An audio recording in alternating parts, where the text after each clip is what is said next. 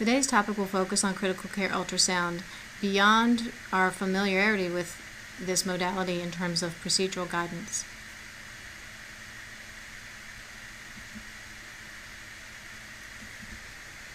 Bedside ultrasound is not intended to replace formal echocardiography or formal radiological studies. It has its own purpose separate from those two entities, and we will discuss that specific role during the talk today. The FATE protocol is a term that was derived to describe what we do at the bedside with our focused transthoracic evaluation. The key word in this protocol is focused. Focused assessed transthoracic echo. It's critical that we have a question in mind when we're scanning a patient at the bedside. What we want to do initially is exclude obvious pathology, assess wall thickness and chamber dimensions and static measures, and assess contractility, which are more dynamic, as well as imaging the pleura bilaterally, because anything that happens in the thorax can certainly impact hemodynamics and preload. The most important step, however, is to relate the findings to the clinical context of your patient. Harken back to the question that you have in your mind and see how what you find fits into that question. If you see something that doesn't fit, then try not to force it to fit. For instance, if you have a patient who has good urine output, good mentation, normal blood pressure, if you happen to find an inferior vena cava that looks like it's slightly dry, or a heart that looks a little bit empty, it's not appropriate to hook that patient up to fluids and give them boluses because it doesn't fit with the patient's clinical needs. In more than a third of the cases, bedside echoes revealed new information that was unexpected but did help with the clinical context of the patient understanding. And in about a quarter of the cases, the imaging that was obtained was decisive in allowing a treatment protocol to go forward. More recently, January 2010, from the emergency medicine literature, the RUSH protocol was proposed. RUSH stands for Rapid Ultrasound in Shock. And this is a three-step algorithm to help us organize our approach to the hemodynamically unstable patient. It's very simplified, but it covers all of the bases, and if you can find an algorithm that works for you and you can go through it each time, then you are much more likely to be able to understand the physiology of your patient and make a treatment decision that's appropriate. The three-step algorithm looks at the pump, and in terms of the pump, it is assessing LV contractility, right ventricular function and strain, and pericardial effusions, which may be hemodynamically significant. The tank is then looked at in terms of the IVC to not only see if the tank is full, but to see if the tank is leaking, or if there's any compromise, any external factors that are compressing on the tank in terms of not allowing preload to come back to the heart. The pipes is the last step, and in here we look at the aorta and the major veins in the legs, for instance, deep venous thrombosis in the femoral and popliteal.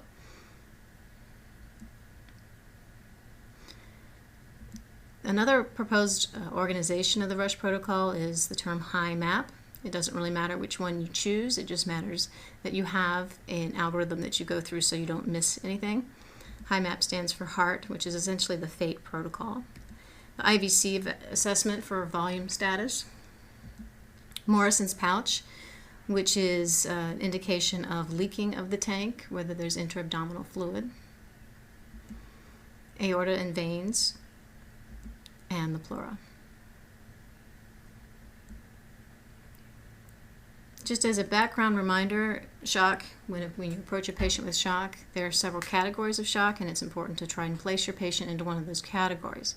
It's not always obvious which category the patient falls into. Sometimes it is much more obvious after we evaluate the patient with ultrasound. The first major category of shock, and probably one of the most common, is hypovolemic shock.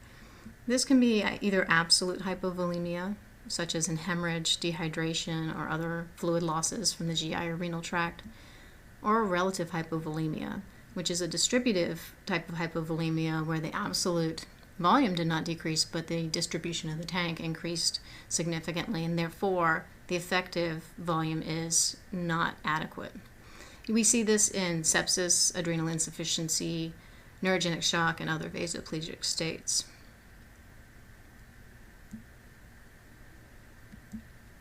Secondarily, from hypovolemic shock, either absolute or relative, is cardiogenic shock. Sometimes this is in description of diastolic dysfunction, which we often see in the setting of hypertension or tachycardia. But more often than not, when we're talking about hemodynamically unstable patients, we are describing a systolic dysfunction phenomenon, and this can be either global, such as in cardiomyopathy or Takatsubos, or regional in an ischemic situation, coronary artery distribution, or it can be structural with an acute systolic failure due to acute valve failure. Lastly, and most interesting findings often seen in this category on bedside ultrasound is obstructive shock.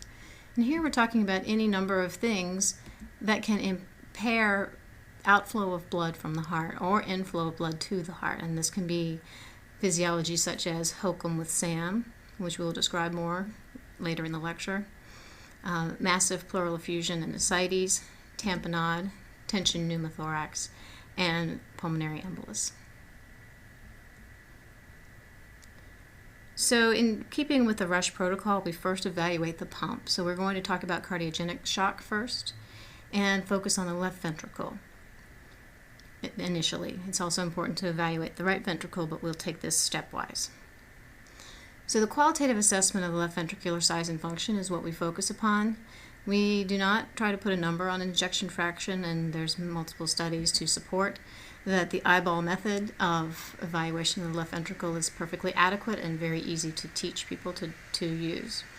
So here we have three different left ventricular function examples.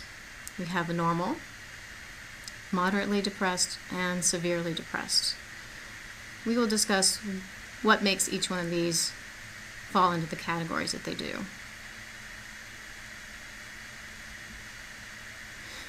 For normal left ventricular function, we're focusing here on the left ventricle, which is this chamber here. What we're seeing is the left ventricle squeezing the walls, thickening, and the walls coming towards the midline. We see a significant change in the chamber size with each contraction, indicating a relatively decent stroke volume.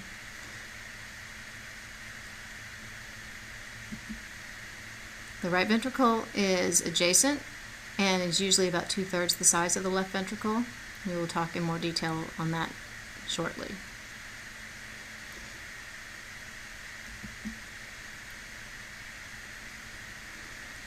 Another view of the left ventricle from the parasternal long axis view we have here is the left atrium, mitral valve, left ventricle with the septum and the free wall. And this is the aortic valve and the aortic valve outflow tract, and the right ventricular outflow tract. Not the whole right ventricle, but part of the outflow tract. You'll notice there are a few things in this view that we look for in evaluating left ventricular size and function. We are looking at the mitral valve briskly opening and smacking the septum as a marker of a normal left ventricular function. This is just one marker. Taken in isolation, it's not adequate, but when put in the rest of the clinical picture, is something that we look for assessing the left ventricle. In addition, we're going to look back in the chamber, just like we did in the apical 4 chamber view, and we're going to see that the walls thicken and the chamber size decreases significantly with each stroke. This is another marker of normal left ventricular function. Compare this view of normal function to the next view and see the differences. Here we have the mitral valve floating open because flow is so low and cardiac output is so low that it's only causing the mitral valve to float open. We see relatively no change in the chamber size, and the septum and the free wall are not thickening significantly. So this is relatively poor. So here's a severely reduced left ventricular function from the apical 4 chamber view, with the left ventricle here and the right ventricle here, mitral and tricuspid valves. In this picture, we can really appreciate a dyskinetic septum, and dyskinesis means not going in the direction it should. So during diastole, when this mitral valve opens, you would think that the ventricle septum would go towards the right ventricle as the left ventricle fills. And in this case, you can see it's randomly swinging one way and the other, and it doesn't seem to be correlated with the cycle of cardiac function. And this is probably indicative of a septum that is non-functional.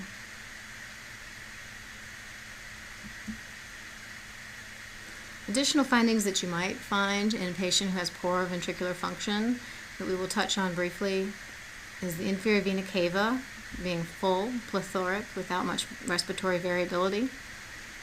And you might also appreciate B-lines, which are these comet tail artifacts that extend all the way to the edge of the picture and indicate pulmonary edema or extravascular lung water. And this is a view of the thorax.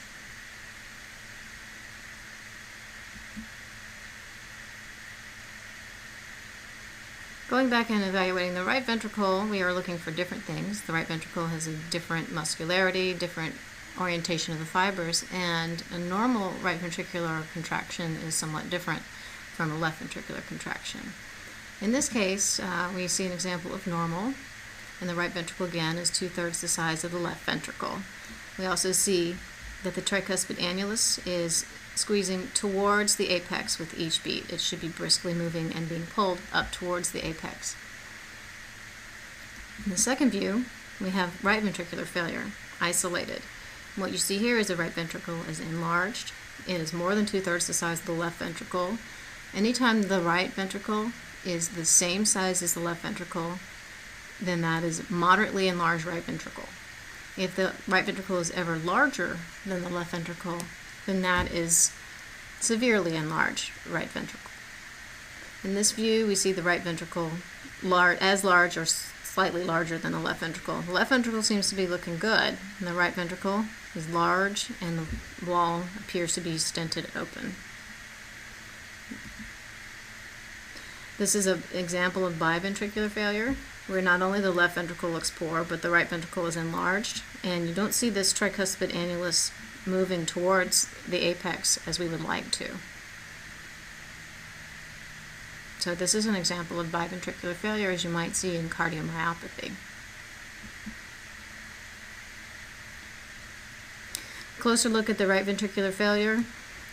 You'll see the enlarged right ventricle, the tricuspid annulus not moving nicely towards the apex, and the left ventricle looks good, squeezing coming in towards the midline. Closer look at the biventricular failure, and you will see the same findings, but in this picture the left ventricle also looks like it's affected.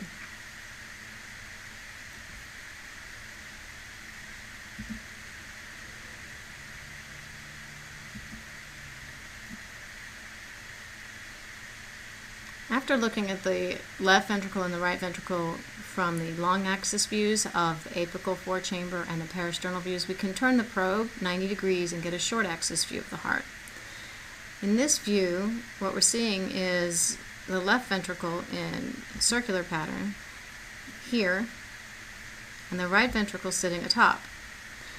In this case, you can see the right ventricular is significantly enlarged. Normally the right ventricle looks like a small beret sitting on top of the circular left ventricle.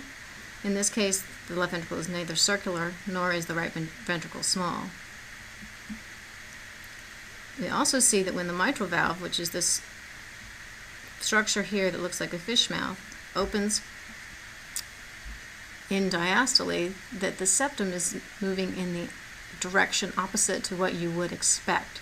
Normally the septum should move into the right ventricle during diastole. In this case, because the pressure and volume in the right ventricle is overloaded, we end up with a flattened septum, something we call a D-shaped ventricle or a D-shaped septum. And this is somewhat classic for acute right ventricular pressure volume overload or hypertension. You might see this in pulmonary embolus.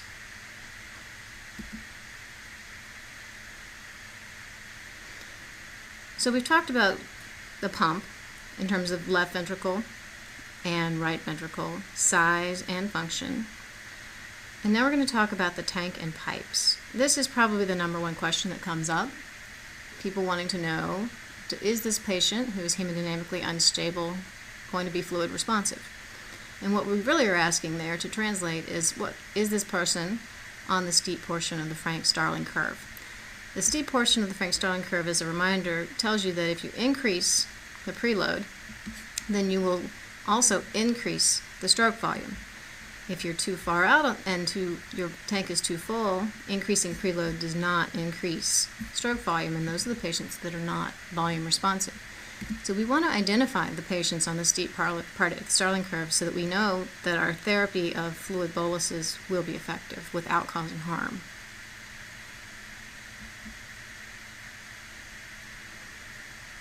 There are static parameters that we look at traditionally, such as, and probably the most common one is CVP, and IVC diameter, just a number, static.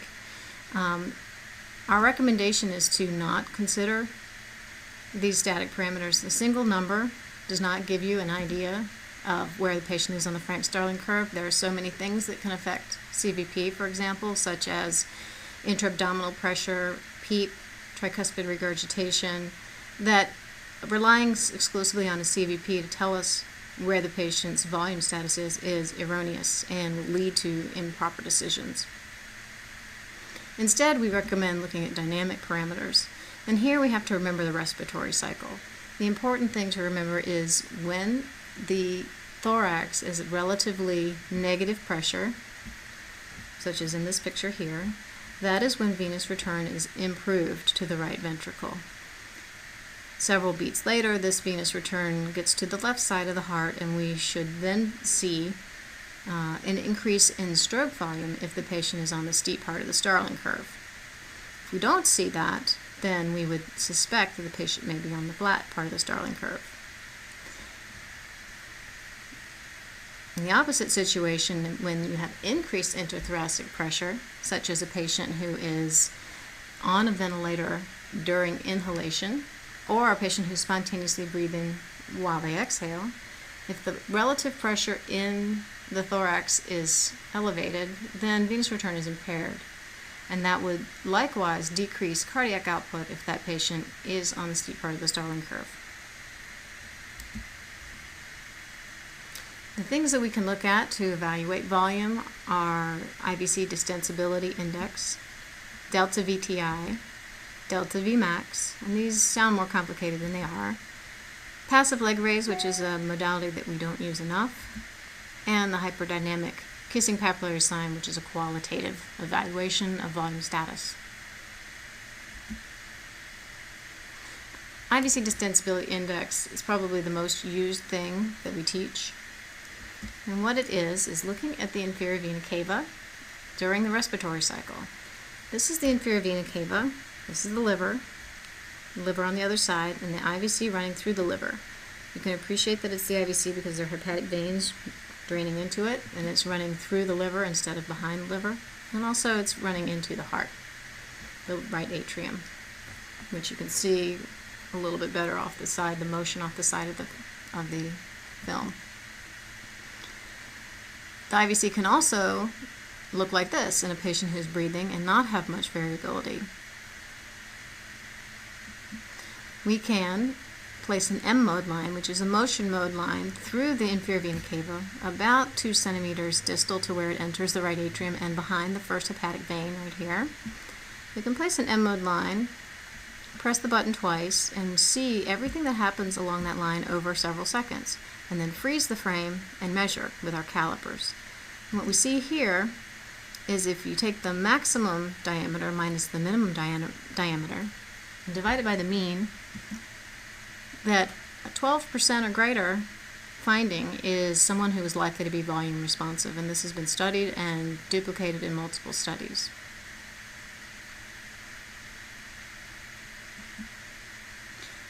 Likewise, we can place a pulse wave Doppler across the aortic valve outflow tract and evaluate the stroke volume through the aortic valve.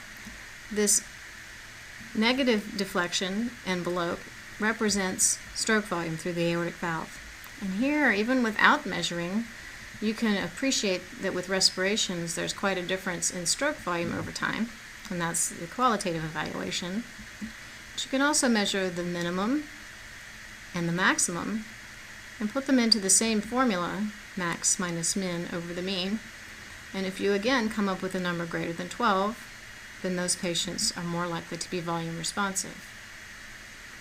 Lastly, we can measure the envelope and the area under the curve, a velocity timed integral, minimum, maximum, and put this into the formula. Here the cutoff is 20%, but essentially the same concept. Max minus min over the mean greater than 20%, these patients have been shown to be volume responsive.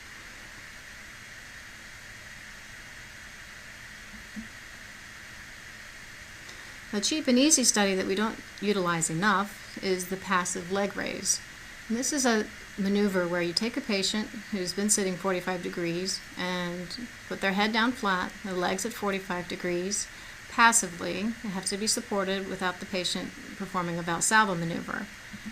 It's about equivalent to a 1-minute auto bolus of 300 to 500 cc's, which is safe and reversible. This maneuver has been validated in diverse populations, including ventilated, non-ventilated patients, and patients in atrial fibrillation. What they found is that if you find pre-leg raise versus post-leg raise change in Vmax or VTI to be greater than 12%, then those patients will have about a 15% change in their stroke volume with fluid challenge, and therefore a 15% increase in their cardiac output, assuming no change in the heart rate. This is a fairly good test, sensitivity in terms of sensitivity and specificity.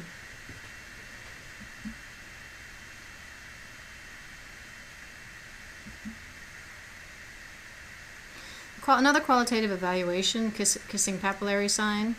What we're looking at here is the papillary muscle level, where the mitral valve chordae tendineae attach to the free wall and the septum. And what we're seeing is, in a hypovolemic patient, that the walls essentially kiss during a systolic maneuver. The stroke volume is so high that the ventricle is emptying and the walls are touching. This is a marker of hyperdynamic function, which we often see in hypovolemia and in distributive shock, which is the relative hypovolemic state. You see this, and you have to worry about a patient being hypovolemic.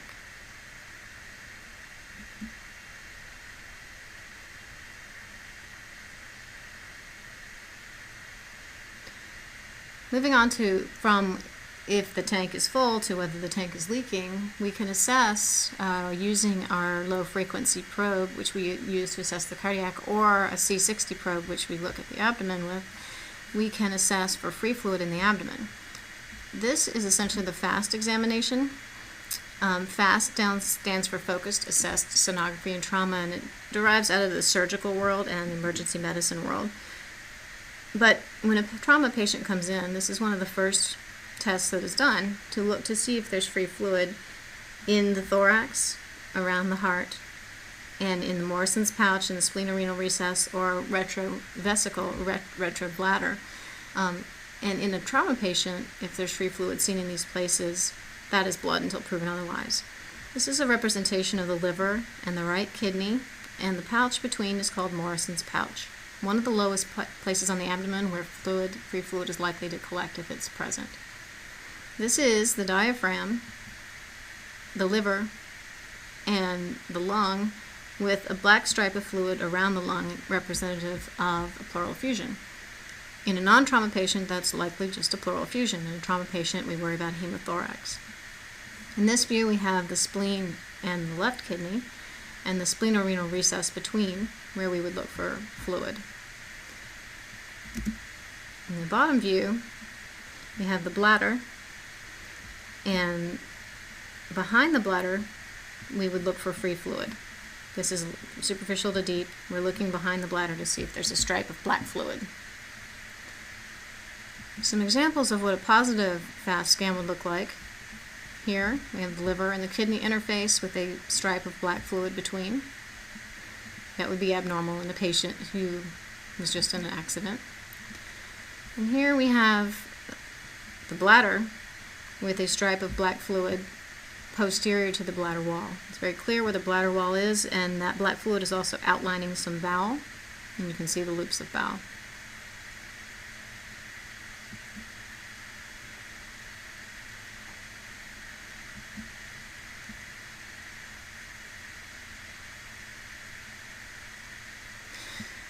So now we've looked at the heart, the pump, and the tank, and we move on to look at the pipes.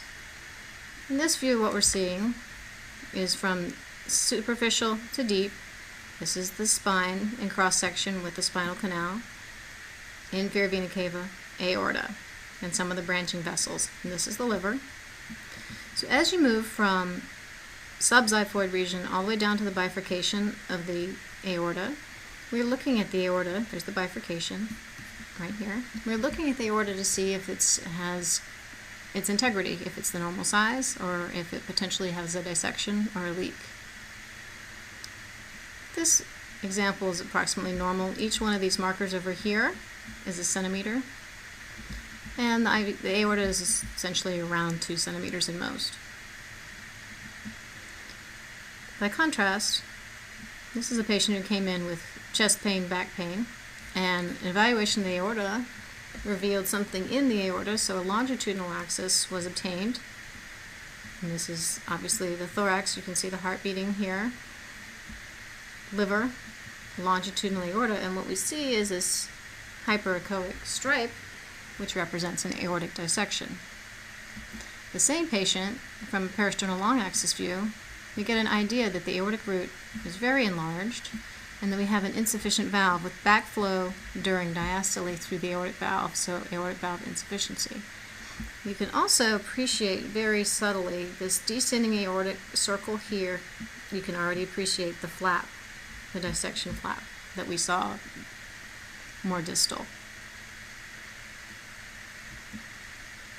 Other pipe issues besides dissection, you can also appreciate enlargement. Again, 1 centimeter, with a normal being 2 to 3 centimeters depending on the gender.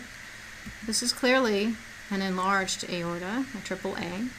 You can also appreciate a thrombus in the wall.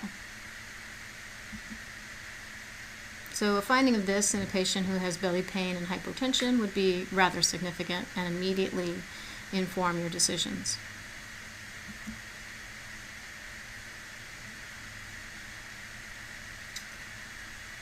Outside of the arterial world, in terms of looking at aorta, we can look at the venous, major venous portals. And what we're looking at here is the femoral vein and the popliteal vein to evaluate for deep venous thrombosis. Rather often, if we have a hemodynamically unstable patient who we suspect a PE, we can look at the right ventricle and see some signs of strain. And when you look down in the legs with the downward compression on the femoral vein, if the vein does not completely coapt or the front wall touching the back, then we have to be concerned that there's something inside the vessel keeping it from collapsing. Same with the popliteal. This is the right femoral vein with the arteries lateral, vein is medial. And this is the popliteal. You can't tell whether it's right or left, but the popliteal vein is always superficial to the popliteal artery, or what we call pop on top. And in both cases, both of these scans are concerning for deep venous thrombosis because the walls of the veins are not collapsing.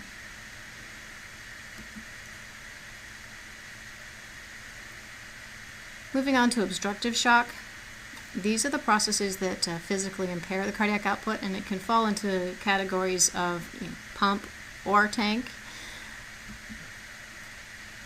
What we're going to look at are some examples of pneumothorax, pericardial effusion, PE, abdominal ascites that's massive, massive pleural effusions, and a HOCM with SAM. For pericardial tamponade, this is a subcostal view or a subxiphoid view where we look through the liver, through the diaphragm, to the thorax. We run first into the right ventricle and then into the left. But the pericardium that usually lines the heart, the two layers of the pericardium, should be together.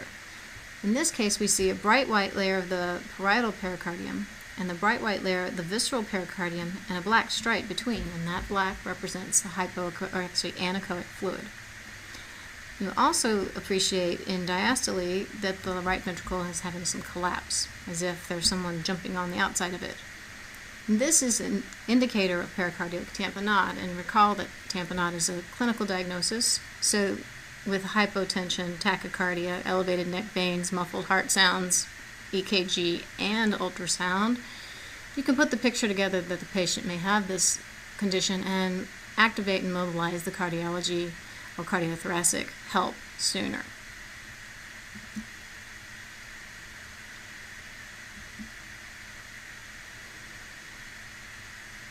Pneumothorax. Here we can appreciate the pleural line of the pneumothorax. However, this patient is, as you can see, upright. Patients who are supine, however, the air from the pneumothorax will collect anteriorly, and chest x-ray is much less sensitive for finding those patients. Instead, ultrasound is far superior to chest x-ray for supine patients, and many of our patients are supine or not fully upright. We can find such things as a lung point, which is the point at which the lung falls away from the chest wall and becomes a pneumothorax. On the side that's normal, we see lung sliding at the pleural interface with breathing, and at the side, with the lung falling away here, we lose our sliding. All we see is the parietal pleura.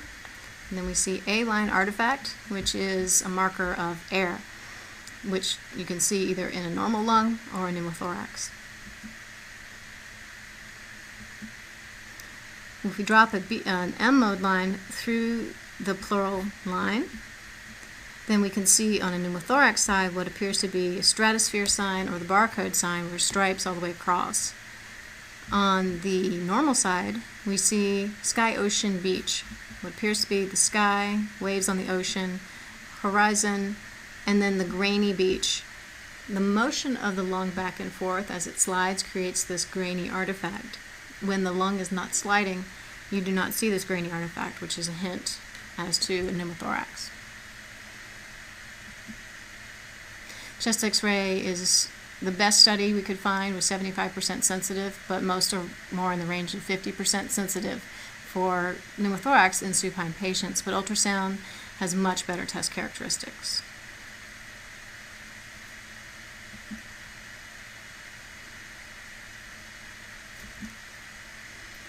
Pleural effusions can be hemodynamically significant. In this case, it's hard to orient yourself to this picture because it's so abnormal, but this is the short axis view of the left ventricle.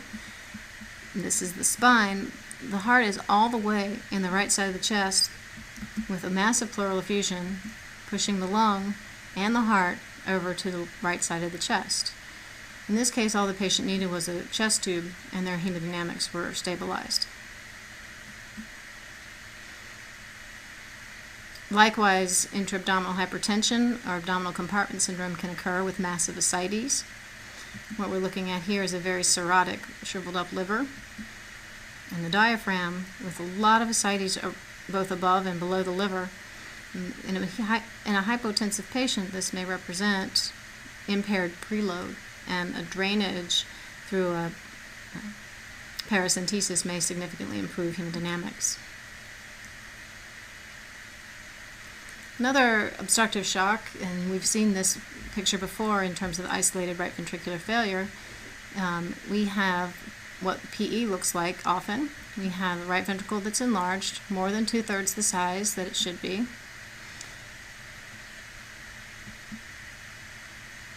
And we also see in this view what we call McConnell's sign, which is right ventricular lateral wall akinesis or dyskinesis, hypokinesis I should say, and then apical sparing, where the apex is actually working rather hard, but because of the acute nature of the pulmonary hypertension, the apex is not successful. We also see here the left ventricle is working overtime because it is very empty due to the obstructive nature of the right ventricular outflow. McConnell's sign has been said to be very sensitive and specific for PE. In this patient, if you see this and in the right clinical context, you might think about looking in the leg and performing downward compression on the femoral vein. If you find a non-compressible vein, then that's a DVT. And the clinical picture is significant enough to start therapy. This is especially helpful in our patients who are too unstable to go down to the CT scanner or who have another reason not to have contrast. These findings in the right clinical context can guide your therapy in real time and get the patient the therapy that they need.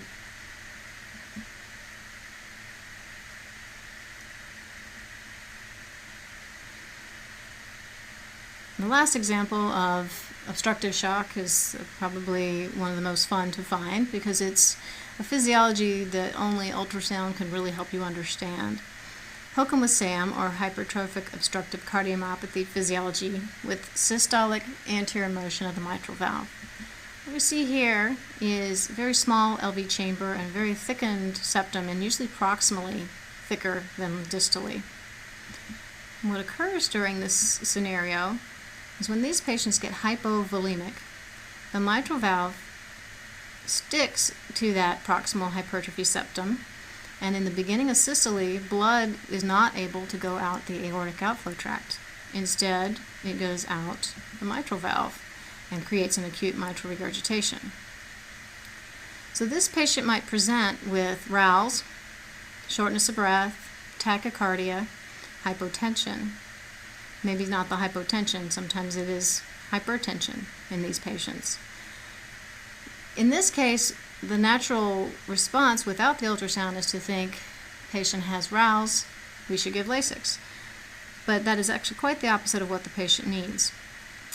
The patient under ultrasound would give you this picture of a very hyperdynamic left ventricle that's empty, an IVC that is empty, and rales. And this combination, rales or pulmonary edema, this combination should lead you to think, is this patient hypovolemic? And would a few liters of fluid bring that mitral valve away from the septum and allow blood to go